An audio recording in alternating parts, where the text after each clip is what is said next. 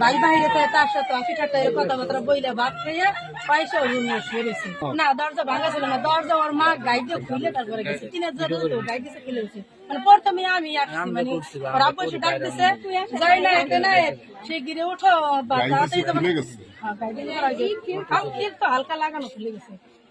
পরে খুলে না দেয় জোরে গাই দিছে। গাই দিলে পরে আমি আবার উঠছি নামাজ পড়ার জন্য। পরে আবার আমি আইছি দৌড়ে যাই সে দেখি আমার বাসার সিক করে দৌড়ছে, হিরে বাজান করলে আমি দৌড়ে আইছি। আসার পরে সেই কোনটা দুজন একসাথে জড়াই দিয়ে রাখছি। পরে আসি ফার্স্ট করলে পরে নিজে আমরা নিচে এনে নামাইছি। রাত্রে আবার শোয়ার সময় আমি ডাক দিয়েও গেলাম, ওর মার সাথে আব্বার সাথে কথা কয়ে গেলাম।